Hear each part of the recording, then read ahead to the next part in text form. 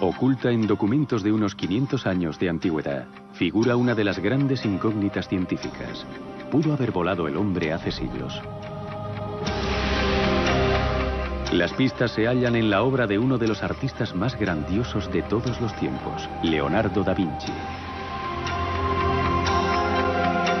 Nos legó miles de gráficos científicos y de ingeniería que plasmaban esquemas de máquinas extraordinarias, helicópteros, tanques, submarinos, gigantescos artilugios bélicos. Hoy vamos a construir un ingenio bélico que Leonardo le ofreció al duque de Milán.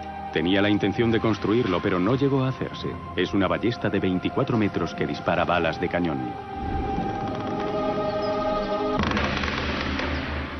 También construiremos el sueño más codiciado por Leonardo, una máquina voladora. La construiremos utilizando materiales tradicionales para comprender la mente que proyectó tales ingenios. ¿Sería Leonardo un ingeniero inspirado o un mero soñador prolífico que ideó máquinas de fábula? Lleva los detalles hasta el límite para ver qué podía lograr. El resultado puede ser tanto una sonrisa enigmática como el arma más temible de su época.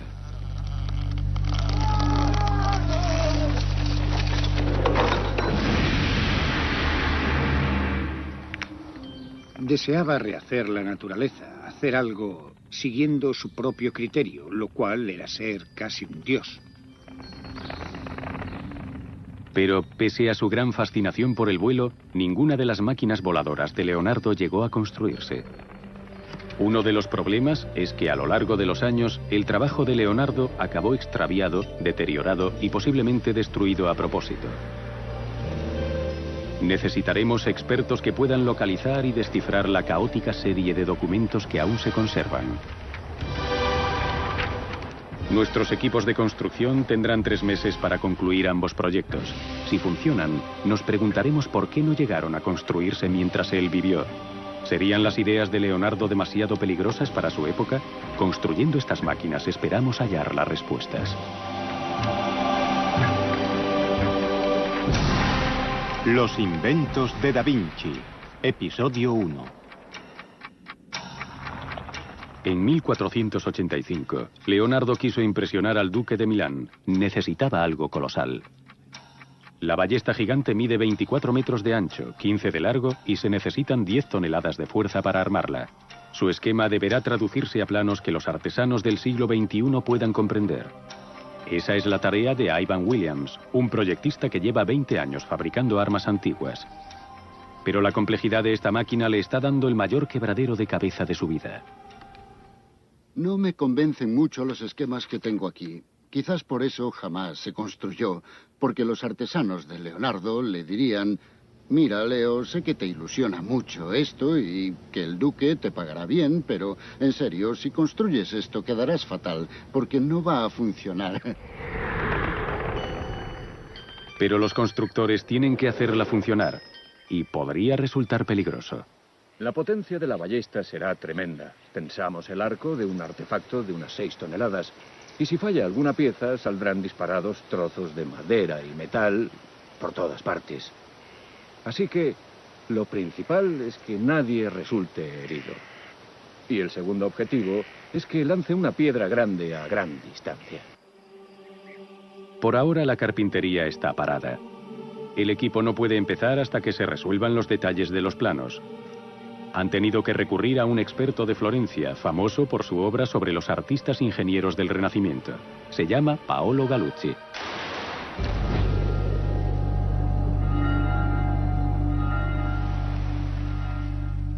Director del Museo de Ciencia de Florencia, Paolo es una autoridad mundial en los ingenios de Leonardo. Conoce los problemas que tendrá el equipo. Aquí tenemos la fantástica obra de Leonardo. Tienes que buscar pistas y hacerte una idea del proyecto que Leonardo tenía en mente. Es un visionario. Él jamás opta por el uso de soluciones comunes. Le gusta hacer mejoras y a veces ese es el punto débil de sus ideas. Siempre quiere aplicar mejoras a una costa, a veces, de arriesgarse a entrar en el terreno de lo imposible.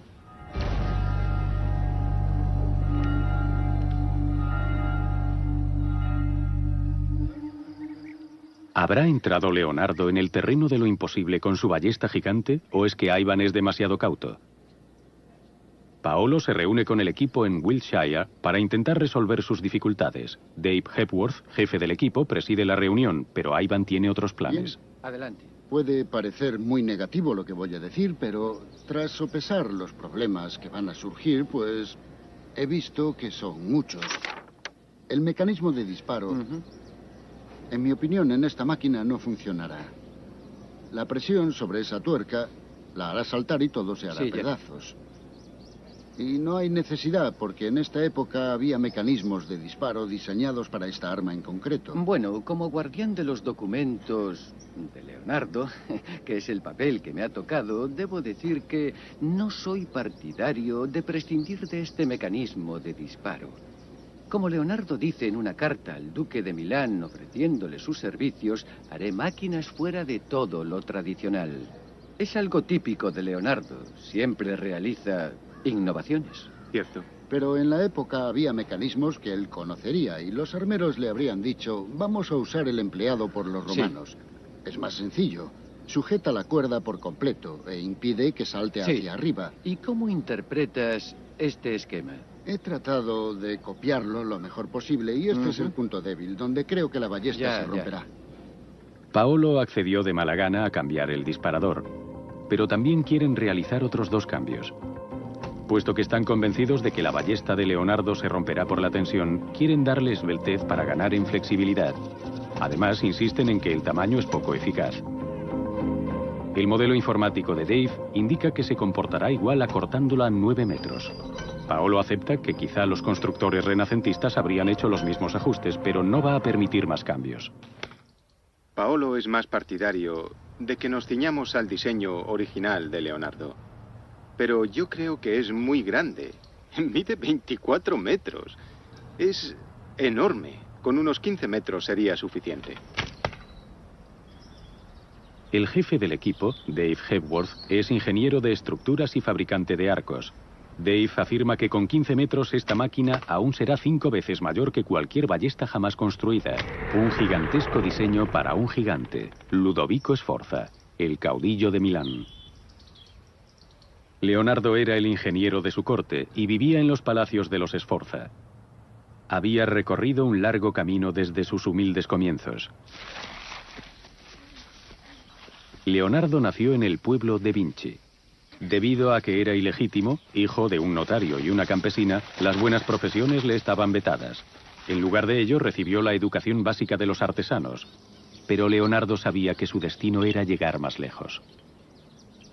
Existe una historia, una de las pocas anécdotas personales que figura en sus cuadernos de notas, que dice que estando en la cuna, un pájaro se posó en él y le rozó los labios con la cola. Leonardo lo interpretó como que estaba predestinado a meditar sobre el vuelo. Este es mi destino, dice él acerca de esa anécdota.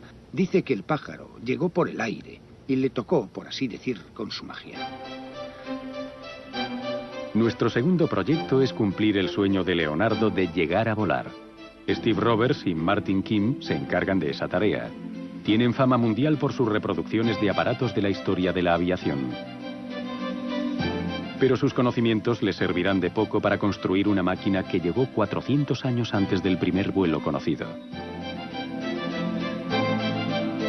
Empiezan por eliminar lo imposible. Muchos gráficos de Leonardo son máquinas extrañas impulsadas por el piloto que jamás podrían volar.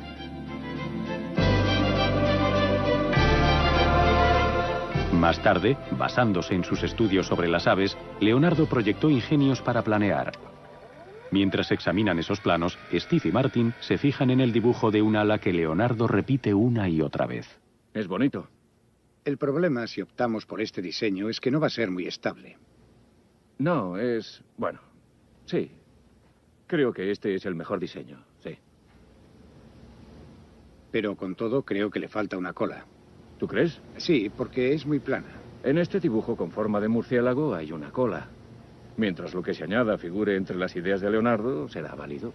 Entonces nos quedamos con este y con la cola de este. Sí, decidido. Tomamos esta cola y también esta forma. Sí. Pues muchas gracias. Ha sido un gran placer. Sí. Steve y Martin han decidido construir esto. Combina la cola de un diseño con otro en forma de ala que se repite en sus dibujos. Creo que habrá que hacer otro. No habrá más remedio. Sí. Están construyendo una maqueta a escala cuya rigidez proviene de la estructura de madera y de los listones. Queda muy bien ensamblado, ¿verdad? No lleva cables de sujeción y es exacta al dibujo de Leonardo. La maqueta tiene 1,5 metros de envergadura.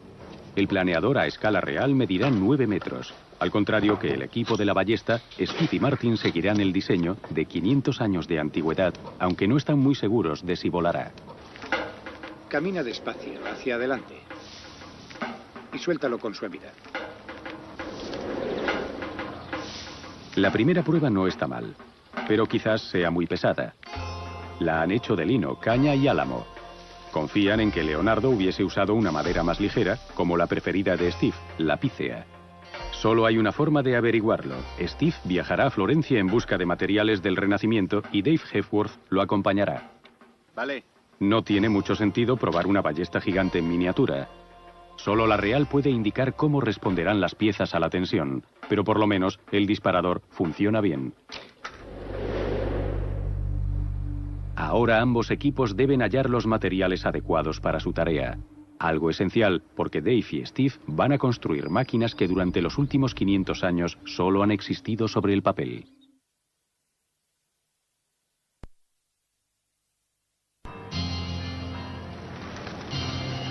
La Florencia del Renacimiento, 1469. Leonardo empezó su aprendizaje artístico aquí, en el taller del pintor e ingeniero Andrea Verrocchio. Tuvo suerte. Iba a recibir formación en el estudio más avanzado de Europa, en una ciudad que era el centro de una revolución artística y técnica. Paolo Gallucci es una autoridad mundial en los artistas que inspiraron a Leonardo. Formaron una nueva clase de artesanos diferentes a todos los habidos o por haber. Debemos tener en cuenta que un artista del siglo XV, de la generación de Leonardo, no guarda ninguna similitud con lo que hoy entendemos por artista. Es un obrero. Es productor y arquitecto y al mismo tiempo artista. La gran cúpula de la Catedral de Florencia constituye la culminación de esta clase de artistas ingenieros. Verdadera proeza de la arquitectura, fue una inspiración para el joven Leonardo en cuanto llegó a Florencia. La cúpula fue proyectada por el pintor y arquitecto Filippo Brunelleschi.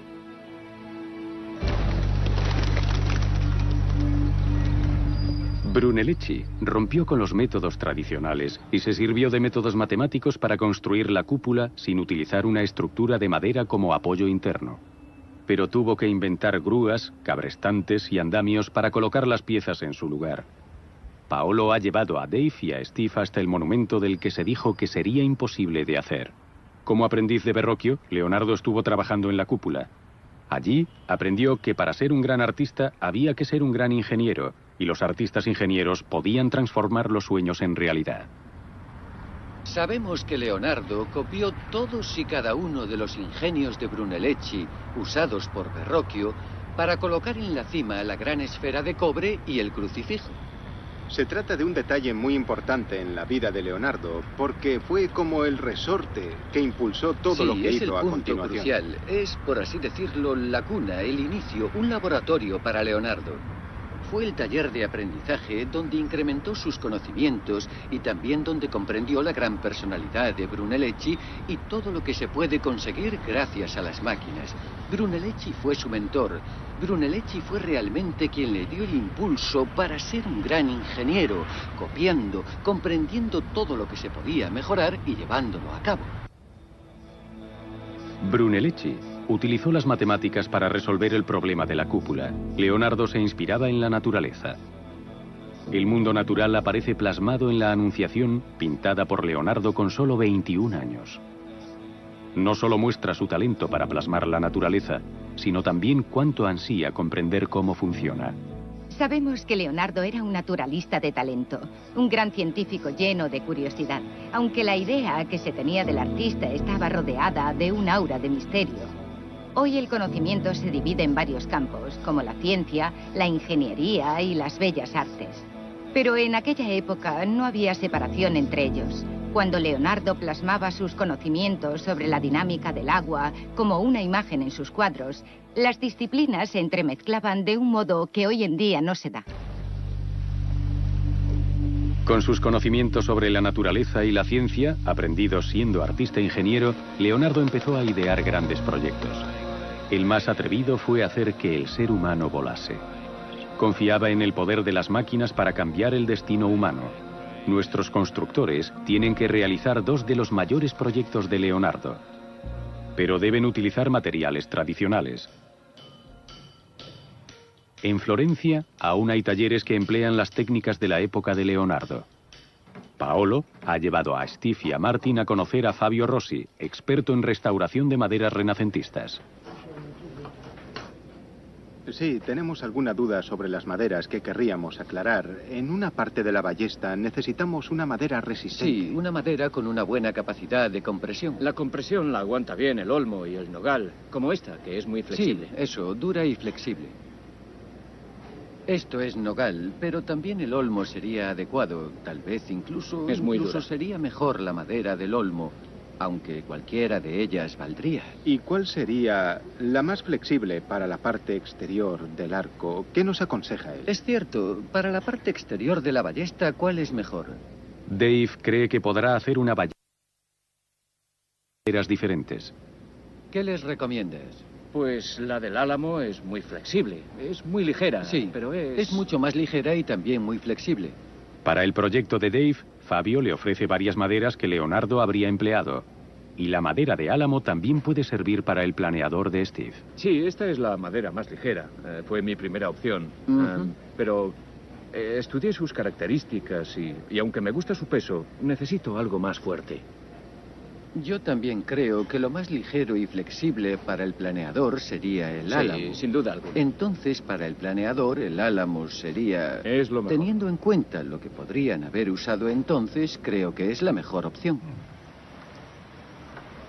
Aunque los constructores reciben buenos consejos, hay un problema.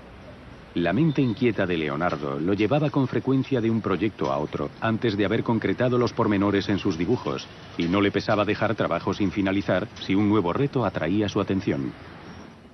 La obra florentina de Leonardo es desconcertante en ciertos aspectos. Consiguió encargos muy importantes. Uno fue el edificio del Ayuntamiento de Florencia.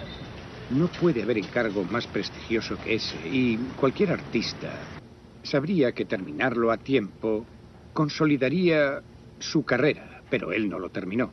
Otro de los encargos fue este retablo para un monasterio de las afueras de Florencia, también sin acabar. Esto nos indica que hay problemas. Está claro que era brillante, no hay ninguna duda sobre ello. Su mente siempre estaba funcionando. Pero en algún momento era necesario dejar a un lado la genialidad y centrarse en el trabajo normal y corriente, que era lo que él raras veces hacía.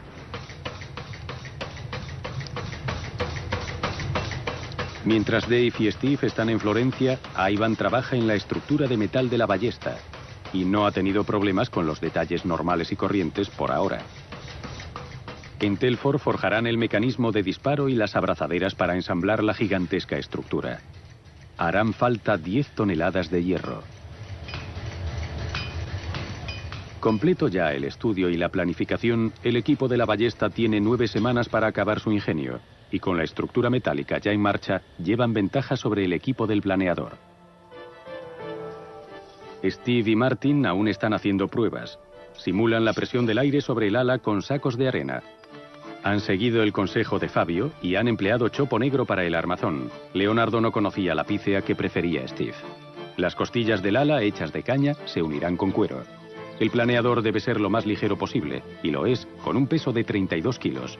Pero el lino del ala añadirá otros 5 kilos. Para impermeabilizar el lino, probarán varios métodos del Renacimiento. Sí, genial. Sí. Lleva algas marinas, laca... Sí, almidón. Y almidón. Me gusta esta laca, porque es como un barniz y... Ya, pero tiene una pega. ¿Qué pega le ves? Pues el color. Ahora que han empezado a construirlo, Steve y Martin pueden evaluar mejor las posibilidades de vuelo del planeador y no tienen la misma opinión. Si vuela me doy por satisfecho. Entonces sabremos que Leonardo podía haber volado hace años de habérselo propuesto. Pero francamente creo que se habría arruinado antes de lograrlo. Porque habría estrellado muchos planeadores antes de lograr que uno volase. La verdad es que si logra ascender de forma controlada, si despega sin problema y consigue aterrizar, me contentaré. Aunque me gustaría poder conseguir un poco más y más. Sí, creo que Steve es el más optimista de los dos. Él deja volar su imaginación. Tiende a prometer la luna. Ya veremos si puede hacerlo. Steve y Martin están preocupados porque el ala de Leonardo no tiene forma aerodinámica. El borde anterior de los aviones modernos divide la corriente de aire en torno al ala. Así, reduce la presión sobre la parte superior y consigue la elevación. Sin ese borde anterior, el ala de Leonardo quizá no consiga despegar. El gran tamaño del proyecto de la ballesta hace que su mayor dificultad sea estructural. La cureña mide 14 metros de largo y pesa 10 toneladas. Para el arco, Dave ha decidido utilizar olmo y nogal americano. Se ha tomado una pequeña libertad porque el nogal americano empezó a usarse 60 años después de muerto Leonardo. Con todo, es una madera usada tradicionalmente para fabricar arcos. Pero el equipo está desconcertado. ¿Qué llevó a un artista a proyectar un artilugio bélico? Es un artista, pero es obvio que también es científico y le interesan las últimas novedades técnicas. Y durante ese periodo las innovaciones aparecen en las armas. Crear máquinas bélicas desconocidas o adaptar otras antiguas llamaba poderosamente la atención de Leonardo. Ese es el gran enigma. ¿Por qué, siendo Leonardo un hombre conocido por sus innovaciones, basa su diseño en un arma antigua, la ballesta, cuando sería mejor diseñar un cañón? Leonardo sabía que la pólvora era muy inestable y a menudo mataba a los cañoneros. No confiaba en el alcance y la exactitud del cañón debido al retroceso. Tras cada disparo, había que colocarlo y apuntar de nuevo. ¿Podría haber sido la ballesta gigante un arma mucho mejor? Si la ballesta gigante llega a funcionar, tendría mayor alcance que muchos de los cañones de la época. No habría humo, así que se podría ver el objetivo. Y también sería muy eficaz. Al contrario que el cañón que se dispara casi al azar, es probable que la ballesta no se mueva del sitio. Así que cada disparo llegará más o menos a la misma zona. Todo esto indica que resulta un arma mucho mejor. Es la opinión del experto. Pero ¿qué opinan los que están construyendo la ballesta? Lo importante no es lo que creamos que hará, sino lo que debe hacer. Si no conseguimos un disparo de 90 metros, no quedaremos satisfechos. Así que procuraremos pasar de los 90 metros. Y sería estupendo pasar de los 180. Con la ballesta gigante, Leonardo trataba de construir un arma de guerra precisa que superase al cañón de la época.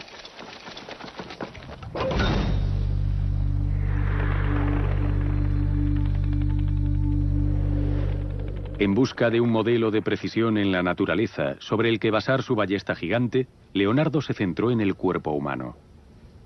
En el Ruskin College de Oxford, Sarah Simblett enseña anatomía a los pintores usando como ayuda didáctica los estudios de Leonardo sobre la musculatura. Sarah está convencida de que hay indicios de que Leonardo trasladó directamente la mecánica del cuerpo al diseño de sus máquinas. Resulta bastante interesante en esos dibujos que tenemos allí el estudio del juego del hombro. Fijémonos en cómo plasmó Leonardo el principal músculo pectoral. Redujo las fibras del músculo a tendones.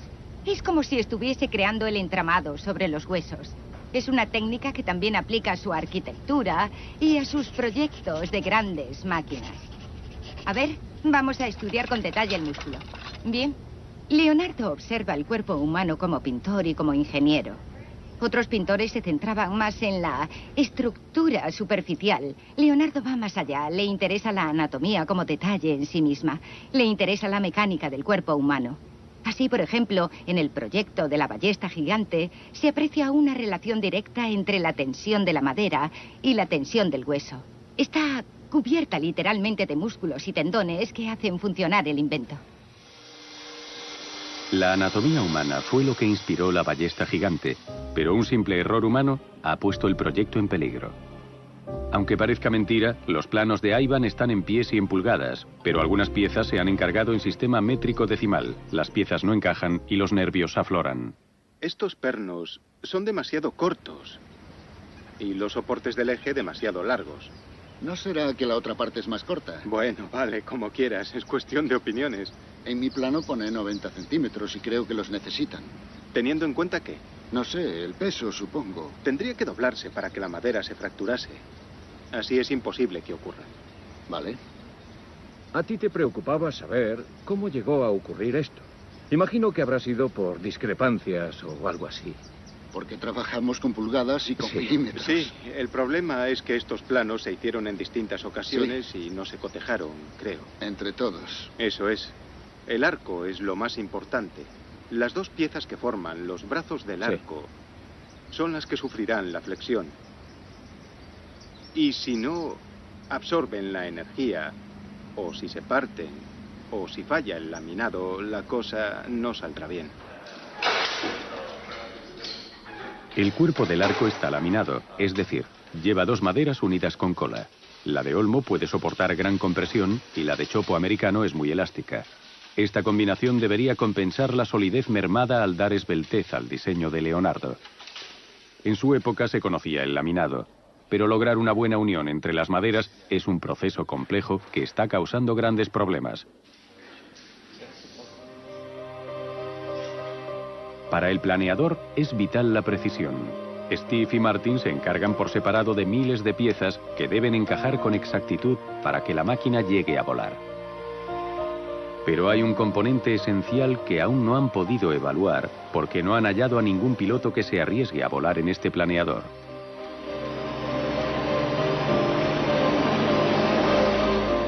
Judy Leden ha accedido a pilotarlo. Es tricampeona mundial de vuelo en ala delta, pero aún faltan 8 semanas para que el planeador esté listo. Judy vuela hasta el taller de construcción para conocer a Steve y Martin. Ahora van a tener que enfrentarse al componente humano de este proyecto, el riesgo que Judy correrá en el mayor desafío de su vida.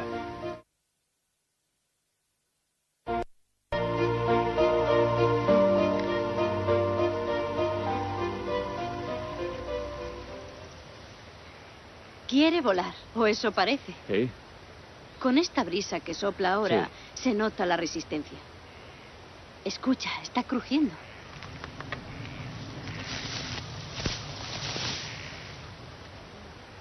Lo que me preocupa es que cuando el morro se levanta y se para, es cuando automáticamente cae en picado. Eso es algo que no me hace mucha gracia, claro está. Creo que el mayor problema es encontrar el lugar idóneo para colocarte a Claro. ti, para que puedas controlar el aparato. Antes las alas Delta llevaban un soporte triangular muy pequeño. Sería el recurso fácil, pero nada indica que fuera a acoplárselo. ¿Qué indicaciones hay? La verdad, muy pocas. Sí hay Vale. indicios de que aquí iba un arnés acoplado, pero este sería el mejor punto para colocarte. No me importa que el arnés sea cómodo o no. Pero si me voy a jugar el cuello en este aparato, quisiera poder controlarlo. Como una ala delta moderna. La única forma que conozco es con un soporte. Si le acoplamos un soporte triangular ahora, todos van a decir, habéis hecho un ala delta. Y de momento nos hemos ceñido a Leonardo. Necesito controlarlo. Eso es fundamental para mí. Si Tiene no puedo razón, controlarlo... Steve. Si no se puede controlar, el piloto podría lastimarse. No digo que no se haga, solo digo que aplicar una solución moderna me parece algo prematuro. ¿Que se puede acoplar entonces? Francamente, no lo sé. En 1482, Leonardo se trasladó a Milán para continuar su carrera. Con 30 años, se encontró en una ciudad comparable en todo a Florencia. Ludovico Sforza, duque de Milán, estaba reuniendo en su corte a los artistas, ingenieros y pensadores de más talento de la época. Muchos eruditos se mudaban allí, y Leonardo encontró allí a un fantástico compañero en Milán, Luca Pacioli. Pacioli era un gran matemático que dio a conocer a Leonardo a Euclides. Leonardo no sabía nada de geometría cuando se trasladó a Milán. Luca Pacioli y otros eruditos, Marco Antonio de la Torre en anatomía, Giorgio Valla en la sabiduría clásica, a él durante su estancia en Milán. En Milán, Leonardo empezó a estudiar, empezó a escribir, empezó a cambiar su concepción del artista. Se enzarzaba cada vez con más frecuencia en discusiones teóricas, por ejemplo. Pero eso no era lo que Leonardo conocía de su época en Florencia. Los estudios de los artistas quizás fuesen los laboratorios de la época, pero en el terreno de la filosofía, los artistas y en concreto los pintores estaban excluidos. Leonardo sería el primero que entraría en ese mundo. Fue de inmediato al centro del problema. Es decir, buscó la causa, buscó la razón de la vida, cómo se produce la vida, qué parte es alma y qué parte es mecánica. La causa de la vida y la muerte preocuparía a Leonardo el resto de su vida. Pero rechazó la explicación ortodoxa de la época, que decía que la vida solo dependía de Dios. Leonardo investigaba las causas mecánicas y físicas. Pasó de utilizar al hombre como inspiración para sus máquinas a ver al hombre como una máquina. Se movía en un terreno peligroso. Creo que Leonardo se vio en peligro por su voraz interés en la estructura del cuerpo humano y en todo lo que implicaba respecto a la naturaleza. Yo creo que la idea de que había un circuito en el cuerpo de funcionamiento autónomo, que era independiente de la voluntad divina, resultaba peligrosa. La Iglesia controlaba las instituciones autorizadas a practicar la anatomía. Leonardo diseccionaba cadáveres en secreto.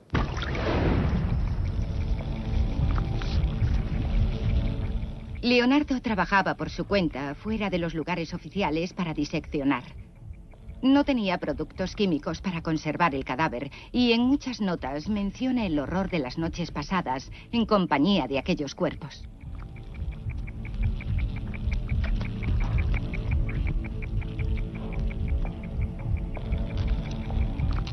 También menciona que la sangre en ocasiones le impedía ver, así que no podía diferenciar bien los distintos tejidos que encontraba dentro del cuerpo, y también tenía dificultades con el tejido conectivo, que él llama membranas. Encontraba membranas por todas partes. Todo aquello dificultaba el estudio anatómico del cuerpo, así que sus conclusiones fueron asombrosas, casi milagrosas, diría yo. Pero sus conclusiones también supusieron una blasfemia. Sostenía que la observación científica, no el dogma religioso, debería regir la interpretación del mundo. Leonardo había tomado una senda peligrosa y herética. Sus estudios lo llevaron a una conclusión sorprendente, que la divina creación de Dios, el hombre, era una máquina, y como todas las máquinas, se podía mejorar.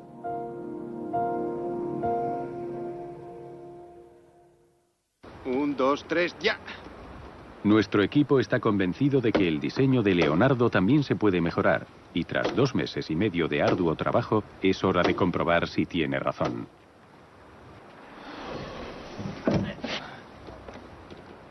La gran prueba será verificar cómo responden los brazos del arco a la presión. Son los músculos y tendones de la máquina, las piezas más importantes. Avísame al llegar donde llegamos antes. Espera un momento, déjame marcar. Ha llegado la hora de la verdad para los laminados, cuya preparación ha llevado casi un mes. Has llegado a la medalla de plata. Vale, un poco más. Para. ¡Ya! ¿Qué ha pasado? Es un completo desastre. ¿Habrá derrotado un diseño del siglo XV a los modernos métodos del siglo XXI? Parece que se ha despegado este laminado. Parece que parte del encolado va a ceder.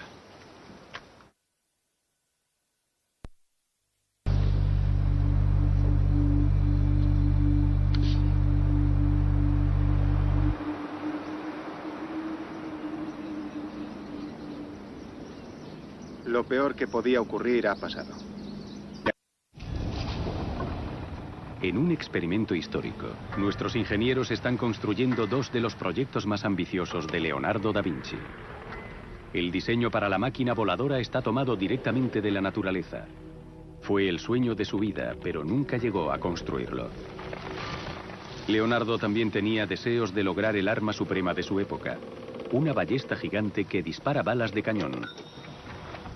Inspirada en la anatomía humana, jamás se había construido hasta ahora.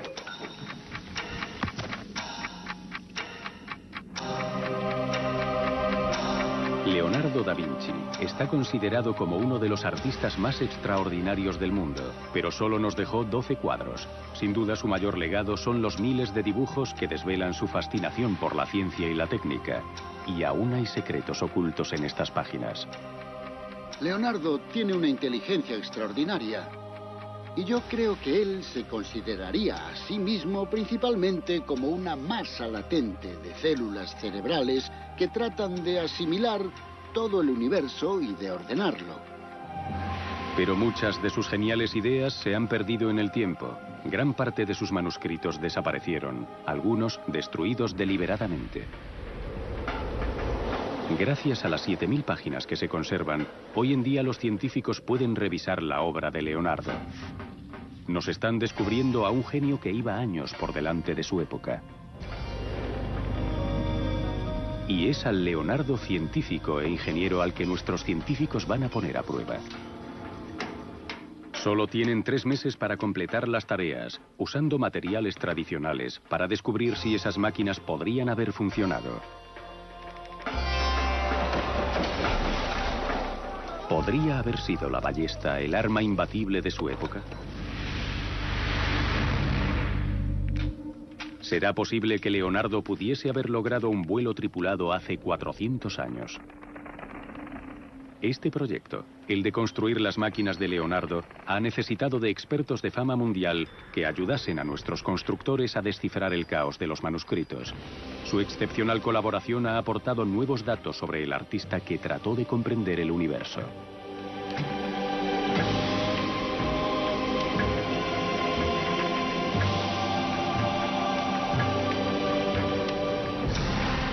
Los inventos de Da Vinci, episodio 2.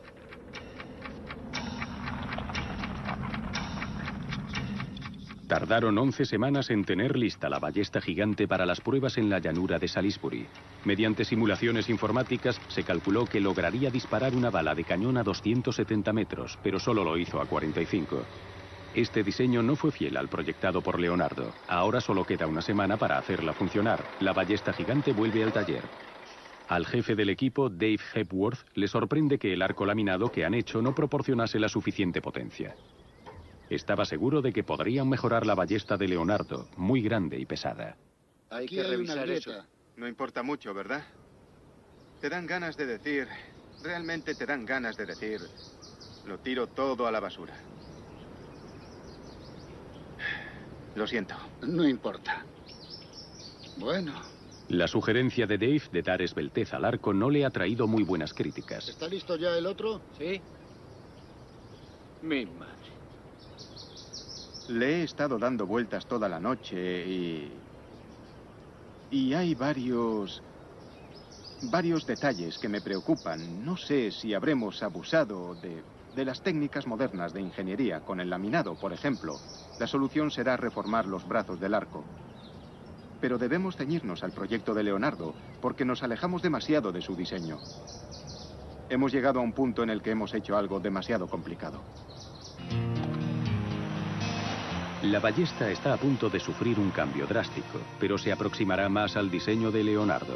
En su diseño hay unos tacos de madera encajados tras el arco que acumulan energía al comprimirse. Tras el disparo, esa energía se libera para dar más potencia al arco. El peligro es que la sacudida podría romper el brazo.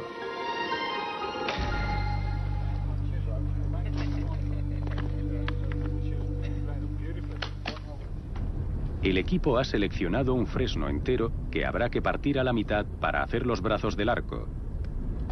Hay que volver a empezar. A veces es un obstáculo pensar demasiado en este tipo de cosas. Olvida la ciencia. Para partir ese tronco hace falta destreza.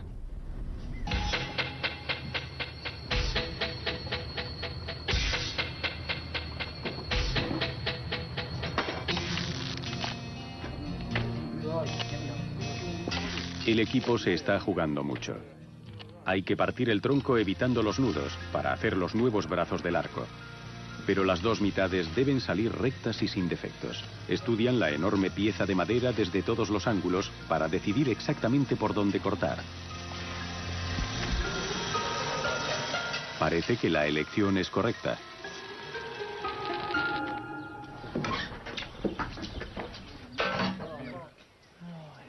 A Martin Kim y a Steve Roberts les corresponde la tarea de construir el planeador de Leonardo. Al contrario que el equipo de la ballesta, se han ceñido al milímetro al diseño. Oh, cuidado, que pincha. Y las cosas iban bastante bien hasta que la piloto Judy Leden se incorporó al equipo. Le encontró un gran defecto al diseño. Esto parece muy estrecho y está fijo en un punto. Sí. Si me voy a jugar el cuello, quiero poder controlarlo. Judy se niega a pilotarlo si no hay manera de controlarlo. Ella opina que el soporte triangular de las alas delta modernas serviría, pero los constructores no están de acuerdo. Además, necesito comprender también cómo funciona. Necesito el control. Es algo fundamental para mí.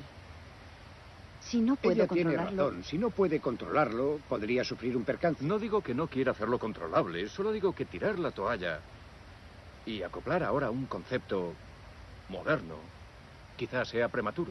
Entonces, ¿qué podemos hacer? No tengo ni idea. Steve y Martin son fieles a Leonardo. Si no logran hallar un diseño del artista que resuelva su problema, no harán cambio alguno. Necesitaron a un eminente historiador, Martin Kemp, para localizar el dibujo que ellos no encontraban. Fijaos en este dibujo sobre el centro de gravedad. Podría servir para el soporte. El soporte triangular es una extrapolación bastante razonable de esto. Está en su línea de pensamiento, pero si no sirve, no es el fin, sino una especie de límite elástico. Así que si Ya os avisaré cuando os estrelléis. Este diminuto y asombroso dibujo muestra la idea de Leonardo para controlar el aparato, elevar el centro de gravedad para alterar la dirección del planeador. Entonces llegó la hora de que el equipo impresionase al experto. ¿La cubierta va a ir solo por aquí o cómo lo habéis pensado? Hemos encontrado un detalle interesante en este dibujo. Descubrimos esto de aquí, esta línea, que pasa por encima de estos dos nervios, en torno a la cuerda del borde anterior, bajo el nervio frontal, bajo el de atrás y va cosida aquí. Creemos que es tela, en nuestra opinión. ¿Tú qué opinas? ¿Puedes leer lo que pone encima? Sí, es pagno. Tela. Es tela. Pues es estupendo, porque hasta ahora nos preocupaba cómo habría que colocar la tela. Si solo iba hasta la cuerda del borde anterior, entonces quedaría toda la parte inferior de la estructura descubierta, mermando su eficacia. Pero cuando descubrimos este detalle, vimos que le proporciona bastante fuerza aerodinámica, aumentando bastante las posibilidades de que el aparato despegue con un mínimo impulso. La verdad es que había examinado ese gráfico varias veces y pensé que esa línea era un trazo hecho al azar. No se me había ocurrido que fuese tela, así que esto me parece algo maravilloso. Es un detalle nuevo, completamente nuevo. Sí. El ala de Leonardo no tenía forma aerodinámica. Carecía de un borde anterior grueso que ayudase a producir el despegue. El descubrimiento hecho por Steve y Martin significa que el ala puede envolverse con tela.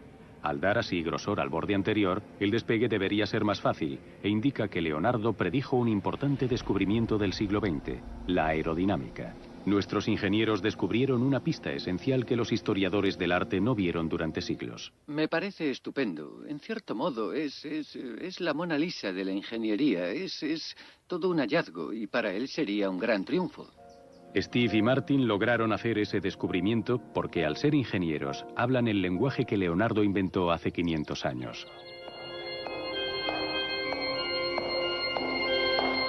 En Milán, durante los últimos años del siglo XV, Leonardo creó su revolucionario lenguaje para el dibujo técnico. No se parecía a nada de lo visto hasta entonces, pero es bien conocido para los técnicos modernos. El plano por piezas, la secuencia animada y el boceto anatómico transparente son todos inventos de Leonardo. Pero no son los que lo hicieron famoso. A Leonardo, con frecuencia, se le ha sobreestimado como inventor de máquinas fabulosas. El submarino, el helicóptero, la bicicleta y todas esas cosas que se le atribuyen. Pero se le adjudica aún mucho más y se dice que inventó el dibujo técnico. Él concibió una nueva forma de expresar ideas, un método sin el que, de verdad, es imposible crear tecnología. La tecnología no se crea con palabras. Ahí lo tienes. Fabuloso. Es cierto, parece el esqueleto de un pájaro. Es fantástico. De verdad, es exactamente igual al dibujo. ¿Puedo probarlo? Sí, claro, para eso estás aquí. El equipo del planeador ha creado una reproducción fiel del ala de Leonardo sin alterar el peso del planeador. Solo pesa 38 kilos. No es nada pesado. Es probable que lleve otros 5 kilos más. El armazón del piloto, hallado por Martin Kemp, está instalado, pero no es como Leonardo lo proyectó. Le han dado la vuelta porque Leonardo equivocó el mecanismo de pilotaje. Pensó que con el balanceo de la parte superior del cuerpo se controlaría la dirección del planeador.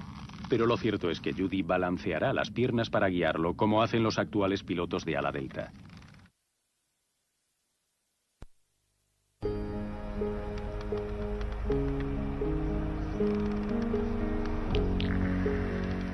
Steve y Martin han creado una máquina hermosa que Leonardo copió de la naturaleza. Han respetado el diseño y además han conseguido darle a Judy lo que quería: el control del pilotaje. Me entran ganas de volar ya con él. Es tan asombroso, todo el conjunto. Es un privilegio. Esperemos que por lo menos logre despegar. Dentro de 2 semanas, Judy arriesgará su vida pilotando este planeador. De vuelta en el taller, la decisión de Dave de afinar el arco ha puesto a todo el mundo bajo presión, y el tiempo se les acaba. Se dan prisa para acabar el segundo de los 2 nuevos brazos. Hay que ahuecar la madera para hacer sitio a los bloques de roble que se acoplarán a los brazos con cáñamo. Lo que se ignora aún es cómo reaccionarán juntos el fresno y el roble cuando se arme la ballesta. El roble dará potencia, pero ¿aguantará la tensión el fresno? ¿Listos, muchachos? Venga, no muy bruscamente. Eso es, vale, seguid.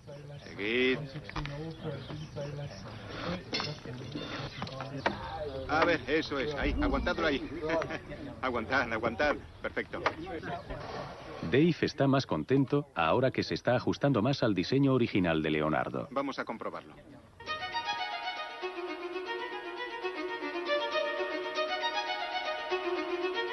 Ha llevado 10 semanas crear el planeador de Leonardo.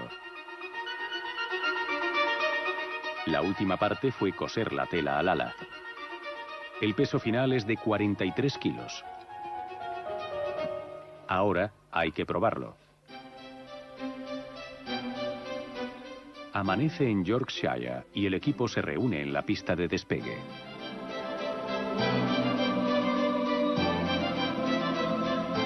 El diseño de Leonardo se ha trasladado a unas instalaciones especializadas en pruebas de planeadores. El aparato será analizado por ordenador con un radar.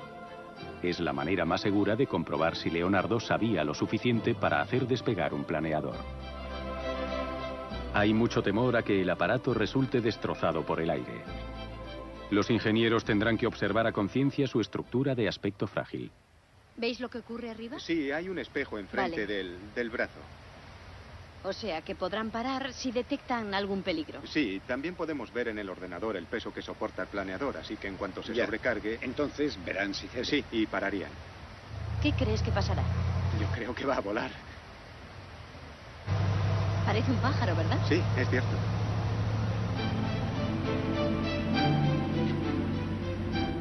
En una distancia de 5 kilómetros, los sensores recogen cada onda que golpea el ala. Pero no solo parece que pueda volar, sino que el ordenador dice que puede hacerlo. Los avances técnicos del siglo XXI parecen demostrar que la intuición de Leonardo respecto al vuelo fue, como muchas de sus ideas, excepcionalmente exacta.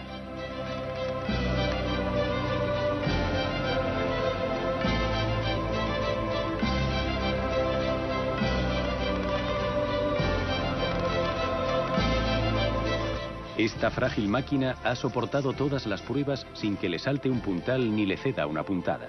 Todo ha salido de maravilla, pero como siempre, Steve y Martin no ven de igual modo los resultados. Es una maravilla. No sufrió alteraciones y no No sé Es por una qué. noticia estupenda, ¿no crees? Hay una pequeña, solo hay una ligera pega. No sé a qué velocidad has pensado que despegaría, pero yo he calculado que a unos 20 kilómetros por hora. Es bastante, Bastante. sí. Así es. Pues tendré que echar a correr. O habrá que esperar Seguro a que que sople un podemos huracán. lograrlo. Es un buen primer paso, un obstáculo salvado. Estupendo, sí. Pero imagino que al final no va a resultarte nada fácil, seguro. Quiero ponerme con ello ahora. Estoy deseando volar con él. Lo más impresionante es que cuando Leonardo lo concibió, 400 años antes que los hermanos Wright, se le ocurriese este asombroso diseño. Los increíbles diseños de Leonardo se basaron en su observación de la naturaleza, y en la naturaleza halló una forma que se repetía en todas partes, el remolino. En el aire, ayudaba a las aves a volar, en el agua, a los peces a nadar, y las disecciones anatómicas hechas por Leonardo le convencieron de que la sangre fluía en remolino por el corazón. El científico Morigari ha descubierto un experimento que Leonardo creó para resolver uno de los grandes misterios de la medicina.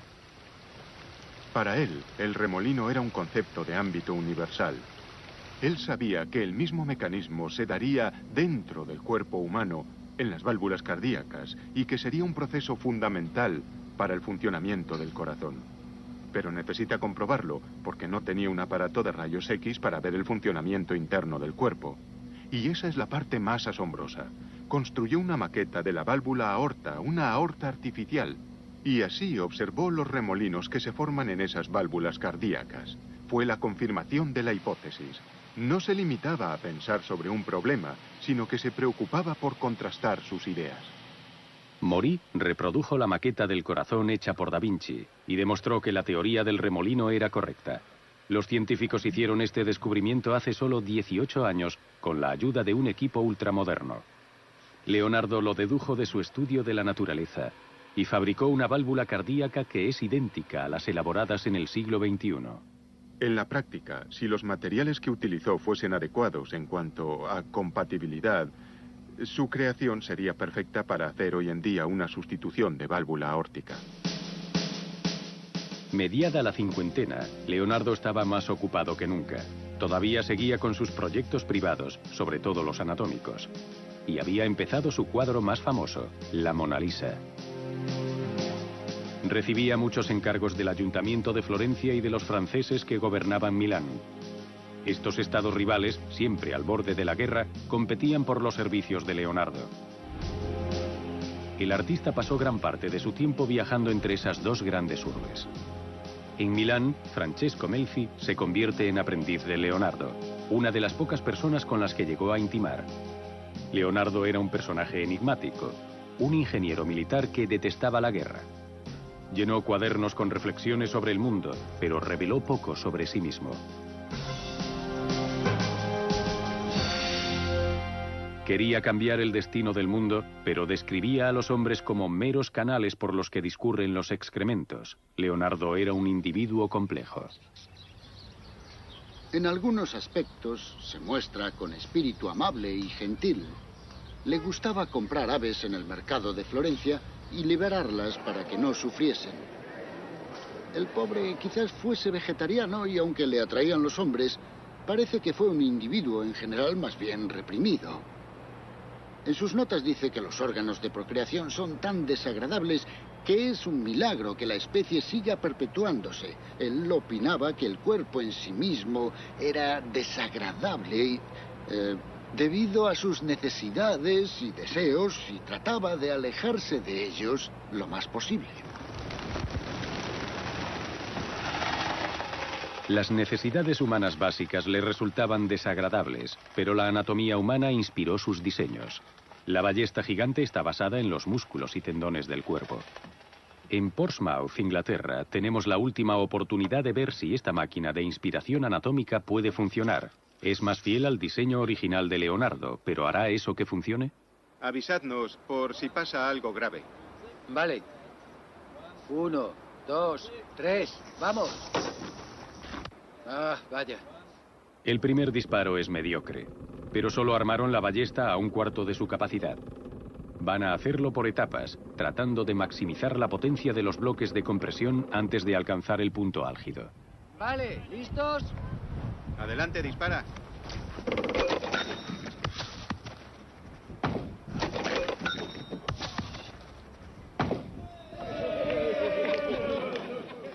Es el mejor disparo por ahora, 55 metros, y los brazos aún siguen enteros. Es hora de arriesgarse un poco. ¿Hacia atrás de todo? ¡Oh! Algo se ha roto.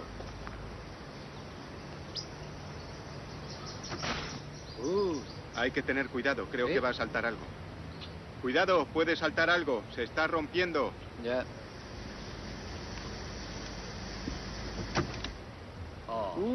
Sí, se mueve algo. Pero vamos a dispararla igual. ¡Y va!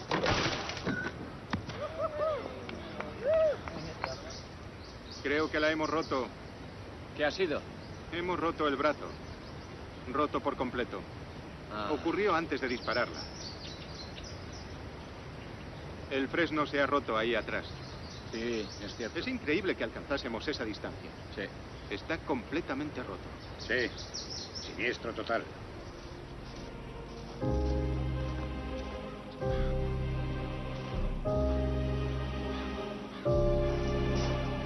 Después de 3 meses de esfuerzos, el equipo se enfrenta al fin con la derrota. ¿Falló el diseño de Leonardo o el equipo interpretó mal los planos? Creo que Leonardo se habría sentido muy molesto por todo lo que nosotros hemos hecho. Porque él proyectó la máquina que hemos hecho con un fin experimental. Dio un gran paso hacia lo desconocido cuando la estaba creando, porque no sabía si necesitaría un arco grueso o uno delgado. Así que decidió hacerlo de ambas formas, y resultó un diseño modular, porque el arco diseñado por Leonardo era grande y grueso, pero podía quitarle algún bloque y así estilizarlo. Pero nosotros no optamos por esa solución. Lo que hicimos fue escoger una de las opciones. No nos paramos en estudiar todas las posibilidades que su diseño podía haber tenido. Dave se fijó en un detalle interesante del diseño de Leonardo, unos pernos desmontables para alterar la forma del arco que podrían haberlo hecho funcionar de otra manera, pero el hallazgo llega demasiado tarde. Ha ido lejos.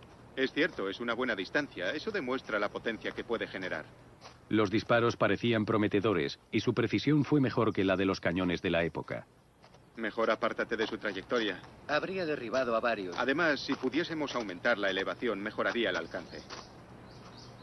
Y aquel otro ha llegado mucho más lejos. No hay más que repetir este. Sí. Pero el equipo no tendrá otra oportunidad. Los 3 meses han pasado. Es bastante buena, creo.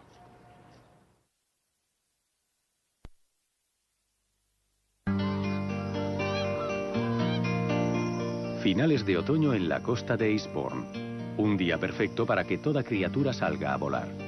Por fin ha llegado el momento del vuelo inaugural del planeador de Leonardo después de casi 3 meses.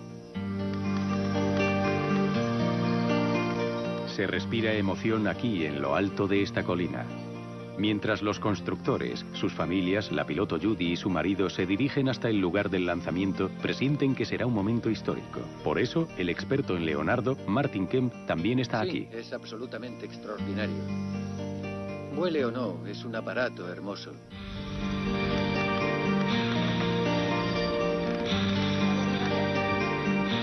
Que llegue a volar o no depende ahora de la pericia de Judy.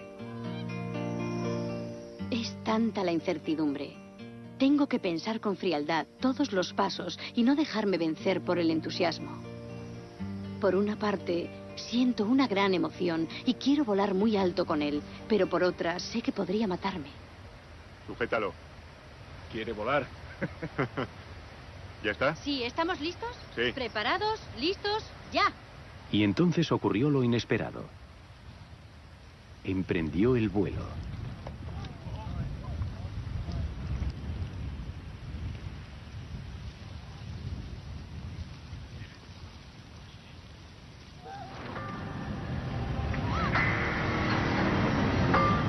Pero cuando las cosas empiezan a salir mal, Judy tiene que reaprender a volar. Este planeador no es como los que ha pilotado hasta ahora.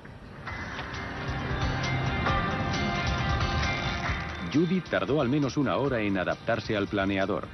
Y entonces empezó a hacer funcionar la máquina soñada por Leonardo. Entré en una corriente. Entré en la corriente y bajó. Vale.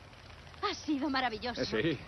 Me costó mantenerlo. Sí. ¿Pero lograste controlarlo? Se me escapó un par de veces. Me costó controlarlo. Ya, sí, se movía un Bueno, poco, sí.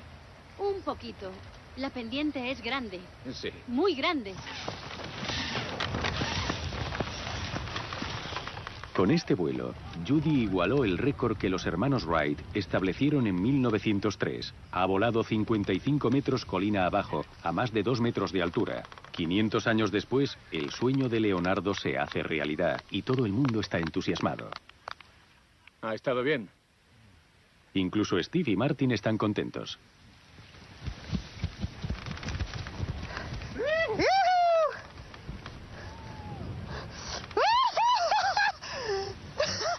Judy ha elevado el planeador 9 metros y se ha mantenido en el aire durante 13 segundos. Ha estado genial.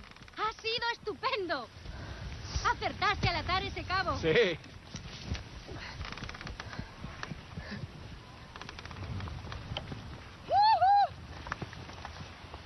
A continuación, Judy se elevó 11 metros y voló durante 21 segundos, mucho más alto y más tiempo que los hermanos Wright. Esto es alucinante.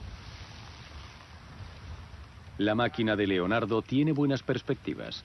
El ala puede realizar una estupenda elevación y Judy puede controlar el cabeceo, el movimiento hacia delante del planeador. El problema es el bandeo, el movimiento lateral. Si el ala empieza a tirar hacia arriba o hacia abajo, no podrá enderezarla. Para eso son los cabos de guía. Sin esas cuerdas en las alas, Judy correría un riesgo enorme. Casi todos los pioneros del vuelo murieron en situaciones parecidas a esta.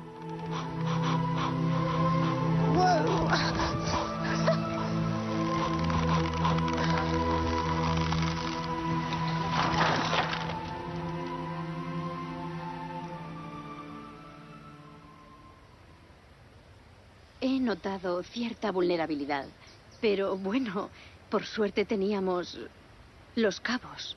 Pero sin esos cabos, tendríais que ir a verme al hospital. O volverías a casa en un ataúd. Es verdad, sí. Ha sido más, mucho más de lo que pensamos. Sí. ¿Coincides conmigo en ello? Absolutamente, Martin. A vosotros os preocupaba que no soportara mi peso. Y aquí estoy, aunque golpeé los dos extremos de las alas al menos una vez. Y también golpeé la quilla. Y el morro, creo, aguantó. Es asombroso. No lleva nada mecánico, no tiene ningún artificio.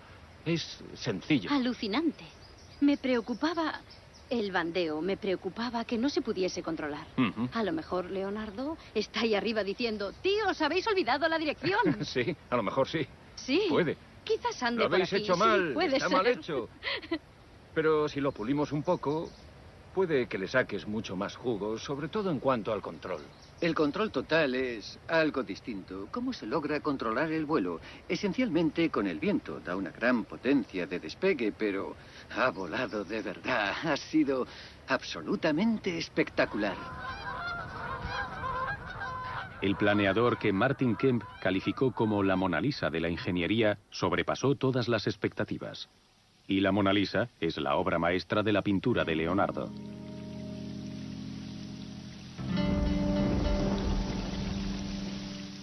Se ha especulado mucho sobre la identidad de la modelo, pero este cuadro es en realidad pura ciencia.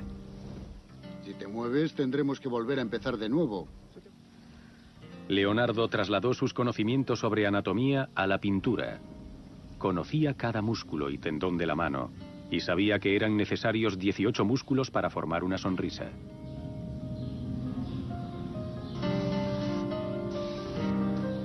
Incluso el fondo es un tratado sobre la dinámica de la naturaleza. Leonardo nunca dejó de intentar perfeccionar la Mona Lisa. Este microrobot quirúrgico se llama Da Vinci. Demuestra que la técnica moderna por fin ha descubierto a Leonardo. Y hay ingenieros como Mark Rosheim que se han servido de sus ideas. Cuando empecé a buscar buenos gráficos anatómicos, recurrí a Leonardo, porque Leonardo dibujó para la ingeniería. Y cuando fabricamos un robot humanoide para la NASA, recurrí a sus diagramas anatómicos para comprender el funcionamiento del hombro. Creo que esto pone de relieve el interés de Leonardo en la transferencia de un movimiento a otro. Estos pistones se mueven arriba y abajo y se consigue este complejo movimiento como resultado de un esfuerzo muy sencillo. Así, al conocer el mecanismo de funcionamiento de la anatomía humana, puedes elaborar robots industriales basados en la idea del hombre-máquina. Parecen brazos con manos que sueldan carrocerías, por ejemplo. Leonardo también llevó la filosofía del hombre-máquina a su conclusión lógica. Diseñó un robot controlado por cable. Pero como los cuadernos de Leonardo fueron destrozados tras su muerte, Paolo Gallucci ha tenido que pasar años reconstruyendo el rompecabezas. Tenemos indicios muy precisos de que Leonardo tenía en mente crear un hombre mecánico. Y la idea de crear un hombre mecánico implica el uso de máquinas para reparar partes del cuerpo humano con instrumentos mecánicos. Algo que posteriormente se ha conseguido hacer, de hecho. Y de ello podemos encontrar muchos ejemplos en los cuadernos de notas de Leonardo. No era algo muy afín con la idea bíblica de la creación. Decir que el hombre es en esencia una máquina que se puede imitar, la obra cumbre de la creación de Dios, habría sido muy arriesgado. Tenemos un documento en el que se pide a la autoridad religiosa que lo pare. Así que tenía que ir con cautela. Y lo hizo, porque fue muy explícito, pero en sus cuadernos privados. El entusiasmo de Leonardo sobre la idea de que podía crear un hombre habría disgustado a muchas personas. Y por supuesto a las autoridades, entre las que se encontrarían las eclesiásticas, que expresarían su disgusto, naturalmente diciendo, es una herejía. Probablemente también dijesen, es necromancia, porque si puedes crear un ser humano, eso es justo lo que hacen los necromantes. Supongo que esa idea lo pondría en peligro particularmente en Italia, y más aún estando cerca de Roma. Leonardo estaba en Roma en 1514 y realizaba disecciones en secreto. Lo acusaron de necromancia. Pudo costarle como poco que lo encarcelasen de por vida. Pero Leonardo tenía amigos influyentes. Con todo, el Vaticano le ordenó que suspendiese sus estudios anatómicos. Accedió y posteriormente se fue de la ciudad.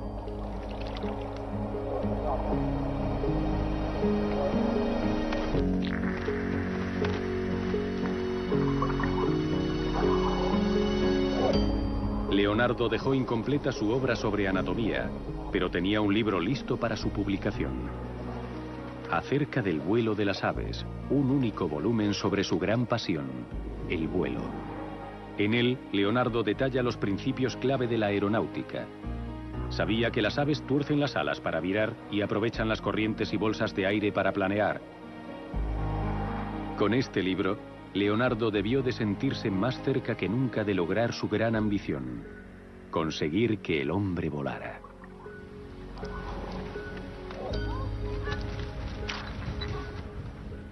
Judy pidió ayuda al experto en aeronáutica, Steve Elkin, para ver si pueden mejorar la orientación del planeador. Y aunque desean más que nada volar sin los cabos guía, deben tener en cuenta la fidelidad histórica. Depende de si quieres solo Lo que girar. quiero es prescindir de las cuerdas. Quiero que guarde con el diseño la mayor fidelidad posible. Quiero ceñirme a él. No quiero... ¿Es posible? No quiero arriesgar el único día que tenemos para hacer la prueba con algo que no funciona. Creo que debemos pensárnoslo bien. Es muy posible que con un simple alerón baste. Se acopla en una zona sólida y evitarías que se levante, por ejemplo, añadiendo un alerón. Así, reduces la elevación del ala al crear una turbulencia y el ala bajaría. Son muy fáciles de hacer. Aunque son fáciles de hacer, los alerones son un invento del siglo XX. Tras haber sido fieles a Leonardo hasta ahora, Steve y Martin no están dispuestos a alejarse de sus diseños. Pero Judy tiene otra opinión. Deberíamos aceptar el riesgo. Pero no se Acoplemos trata de el eso. alerón. ¿Qué sentido tiene? Reinventar Sabemos que la las alas rueda. delta funcionan y sabemos también cómo funcionan los alerones. ¿Qué queremos demostrar? No hay que demostrar nada. Si esa es la solución, creo que no vale la pena hacerlo. Hay estudios sobre alas que cambian de forma, Sí, aunque pero sean 450 años después, ¿no? No, hasta en el diseño de Leonardo hay poleas y cables que hacen funcionar nervios independientes.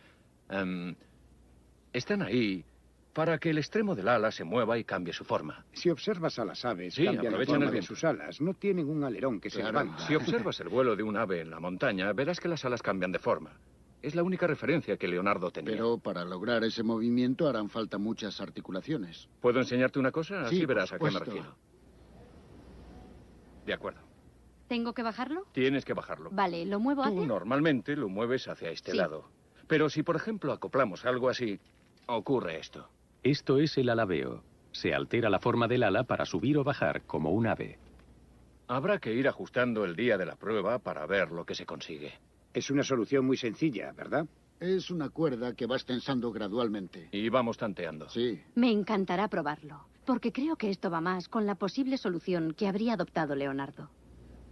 Y es un mecanismo muy sencillo. Creo que vale la pena probarlo. Han decidido probar la opción más arriesgada y más en la línea de Leonardo, el alabeo. Solo les queda un día para probarlo aquí, en el Peak District de Derbyshire.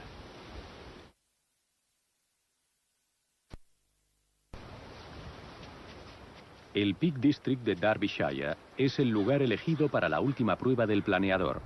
Aquí es donde suele entrenar Judy. Bien.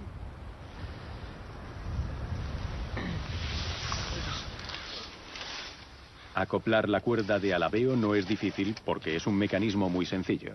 Así le va a estorbar. Prueba por detrás. A Chris, el marido de Judy, le preocupa su seguridad, así que se encarga de todo. Judy está deseando volar sin ayuda, pero Chris prefiere ir con cautela. Judy, acércate un momento. Mira lo que hemos preparado para ti. ¿El plan A? El plan A es dejar los cabos guía ya probados en los extremos de las alas, junto con las cuerdas de alabeo, hasta que se compruebe el grado de control que consigue Judy. Porque le hará falta mucho control para un día como hoy. Sopla el viento y es la peor circunstancia para este planeador.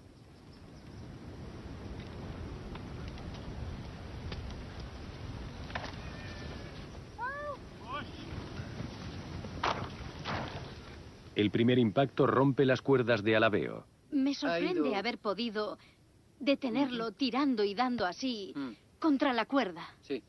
¿Puedes ponerle una cuerda más gruesa? Sí, vale. Listo. ¡Tira! Esta vez, el viento amaina. Vamos, un poco más de viento, por favor. Solo 8 kilómetros por hora más. 16 por hora sería genial. Sí.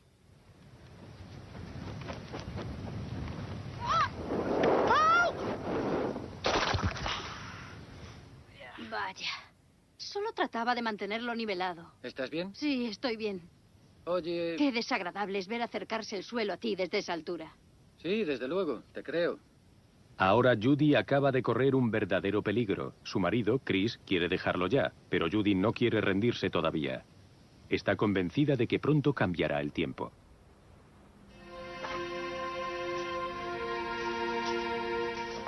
La vida de Leonardo experimentó una mejoría cuando en 1516 el rey Francisco I lo nombró filósofo oficial de la corte francesa. En Amboise, con 64 años, Leonardo se dispuso a organizar el trabajo de su vida. Pero sufrió un ataque que lo dejó parcialmente paralizado. Hizo un testamento en el que legaba todos sus cuadernos a su aprendiz y compañero Francesco Melfi. Leonardo hizo una relación detallada de sus obras, 50 libros de varios tamaños, aproximadamente 30.000 páginas que versaban sobre temas tan diversos como el vuelo, la anatomía, la astronomía, la geología, la botánica y la hidráulica. Leonardo sabía que se le estaba acabando el tiempo, pero esperaba que Melfi completase la organización de sus manuscritos y después publicase todas sus obras.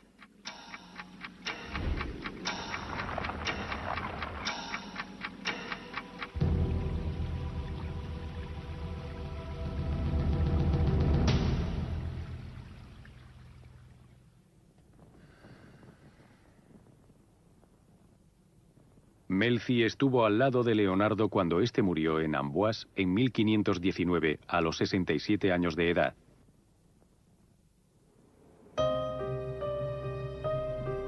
Poco después de la muerte del artista, Melzi regresó a Milán. Preparó los tratados sobre pintura para su publicación.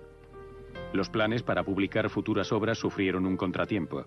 Milán vivía una época de renacimiento místico impulsado por el cardenal Borromeo. El resto de los documentos se guardaron hasta que Melzi murió. Cuando San Carlos Borromeo recuperó las antiguas tradiciones de la diócesis milanesa y se propuso que Milán fuese un modelo de rectitud eclesiástica, las opiniones que se podían haber expresado sobre las ideas de Leonardo ya no habrían sido aceptables. Por eso, tras su muerte, sus ideas eran peligrosas en Milán. A la muerte de Melzi en 1570, los cuadernos de Leonardo comenzaron su extraño viaje. Muchos de los libros acabaron en poder del sobrino de Carlos Borromeo, Federico, también cardenal. Masenta, un monje bonavita, adquirió 13 de los libros. Se los entregó a Pompeo Leoni, un escultor cuyo padre tenía relaciones en el Vaticano. Fue Leoni quien desbarató y reorganizó los cuadernos de Leonardo. Eso ha hecho imposible saber exactamente cuántos manuscritos faltan. En la biblioteca de Federico Borromeo, en Milán, se arrancaron páginas a los cuadernos y algunos libros desaparecieron enteros. ¿Es posible que esos hombres censurasen las ideas más radicales de Leonardo? Se calcula que solo se conserva una cuarta parte de los manuscritos. La mayoría de ellos se perdió en ese periodo. Para Francis Wells, lo que se conserva de la obra de Leonardo demuestra su gran impacto. Ha conseguido acceder a los bocetos que posee la reina de Inglaterra, pero esto no es investigación histórica, es investigación médica de vanguardia. Uno de los temas más actuales en cirugía cardíaca es lo que llamamos torsión cardíaca. Para que el corazón bombee con eficacia, tiene que retorcerse y estrujarse como una toalla. Y Leonardo pudo observar el fenómeno en directo. Benzolato, por favor. Un hecho asombroso hace 500 años. ¿Por qué le interesaba esto? Hace poco que se le ha concedido verdadera importancia. Me parece extraordinario que los grabados de Leonardo tardaran tanto en llegar al campo científico. Creo que el motivo fue que gran parte de la traducción de la obra y su interpretación la hicieron historiadores del arte, que no supieron cómo manejarla, no consiguieron situarla en su contexto. Y creo sin duda alguna que esas notas merecen una nueva traducción, hecha por expertos en la materia. Seguramente se descubrirían más novedades en lo que Leonardo escribió. Bien. Judy se equivocó respecto al tiempo. Todavía hay viento, pero va a intentar controlar el planeador de nuevo. ¿Qué hacemos ahora? Voy a intentarlo sin el cabo del ala, sin las cuerdas guía. Porque no creo que la diferencia vaya a ser muy grande. ¿Dejamos solo un cabo? Sí, solo necesito el de Chris en el morro. Vale. Cortan las cuerdas de los extremos del ala, pero Chris tiene que sujetar la cuerda delantera porque cuando el viento amaina, el planeador cabecea.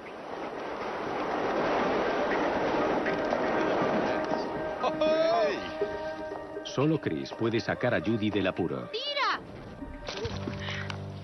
Pero esta vez ha fallado. ¡Madre mía! ¿No lo paraste? ¿Por qué? No pude, fue imposible. Ya me he acostumbrado a este suelo. Se quedó parado en el aire. Sí, es verdad. Estaba volando. Fue increíble. Además, volaba recto. Sí. E iba hacia adelante, mucho, mucho mejor. Hasta sonreías. Sí. Así está bien. Judy no puede resistirse a probar de nuevo.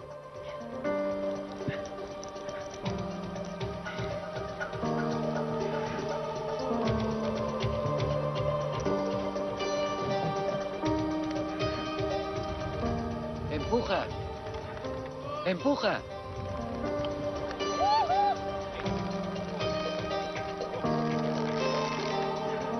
¡Empuja! ¡Cuidado! ¡Enhorabuena! ¡Enhorabuena, cariño! Gracias. ¡Enhorabuena! Ha sido fantástico, Judy. Has volado controlándolo. Sí. Era lo que queríamos. Incluso cayó a sotavento. Sí. Por primera vez lo has hecho libre del todo, libre de las cuerdas. Y pudiste ir hacia donde quisiste.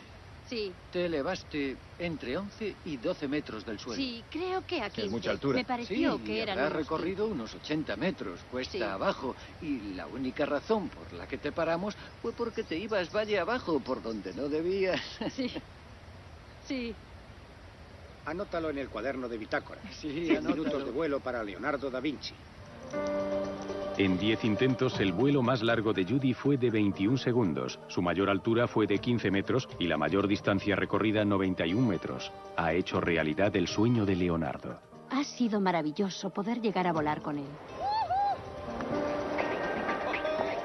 Ya no recuerdo la última vez que grité de contenta mientras volaba porque los vuelos actuales son más predecibles que con el planeador de Leonardo.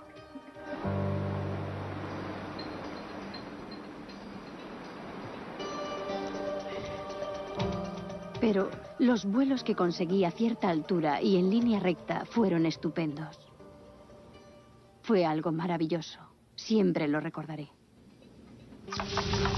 Contra todo pronóstico, Steve y Martin han demostrado que las ideas de Leonardo no son mero producto de su imaginación, sino que funcionan. Nuestros constructores han descubierto, tras meses de trabajo, que las pistas para construir sus inventos están en sus grabados. Los científicos revisan ahora los manuscritos de Leonardo en busca de secretos ocultos durante siglos. Esa mente extraordinaria quizá tenga más que revelar pasados 500 años.